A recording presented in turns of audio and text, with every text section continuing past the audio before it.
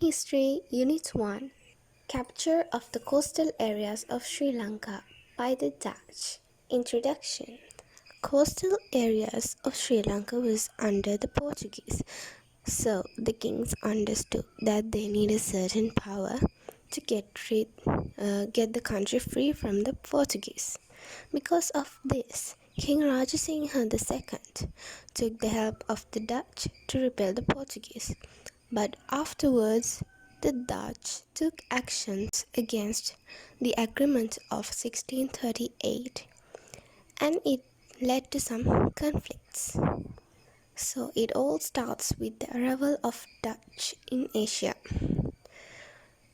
The Dutch had conducted their trade activities in the Lisbon harbor. Holland is their motherland. It's the colony of Spain. In early ages, Dutch were Protestants and Spanish were Roman Catholics. The Dutch rebelled against Spain for independence. Because they are Protestants and the Spanish were Roman Catholics, they have certain conflicts. So they rebelled against Spain for independence. So the Spanish king, King Philip II, prohibited Dutch entering to the Lisbon harbor. Because of the conflicts, they were prohibited to enter the Lisbon harbor. So they had to face certain difficulties because they had lost their only way of earning money, their trade activities. So they headed towards Asia. Now after they headed to Asia, they arrived in 1602. Dutch formed the Dutch East Indian Company or the VOC Company in the same year. So the headquarters of the VOC Company or the Dutch East India Company was established in Batavia of Java Islands. Okay, meanwhile the Candian kings were searching for the assistance of some European nation.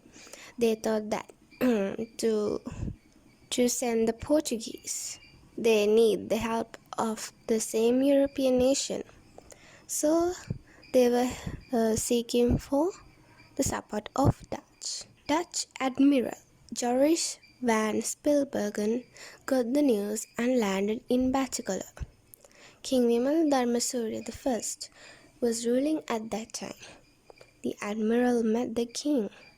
The king agreed to their assistance.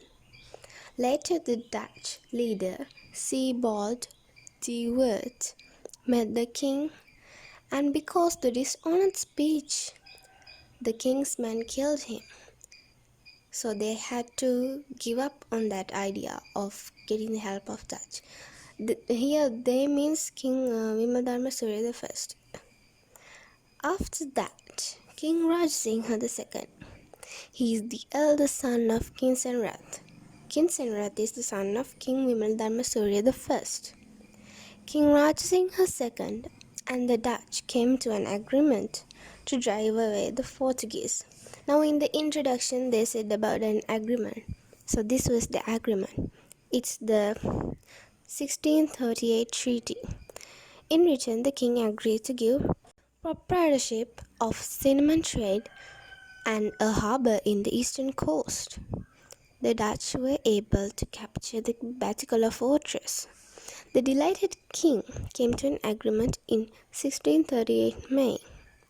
So this agreement had some key points. Let's see.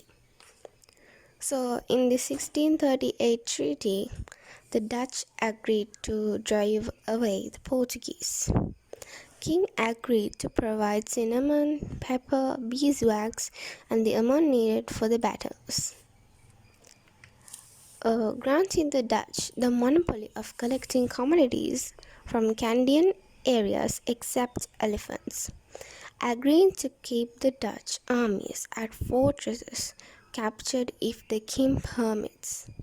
Okay, so these are the key points of the 1638 treaty. Next, Dutch acted against the treaty. So the Dutch were cunning. they tried to capture even the Canadian kingdom. So what happened? They acted against the points in the treaty. They captured Colombo Fort and made it their headquarters. So the king didn't pay the amount needed for the battles, and that was a disadvantage for the Dutch. The Dutch understood that the king is powerful than them, so they maintained peaceful relationships and exchanged gifts with each other. Now, after King Raj Singh, then we have King Sri Vijayaraj Singh. Then King Sri Vijayaraj Singh's queen's brother had the throne, King Kirti Sri Raj Singh.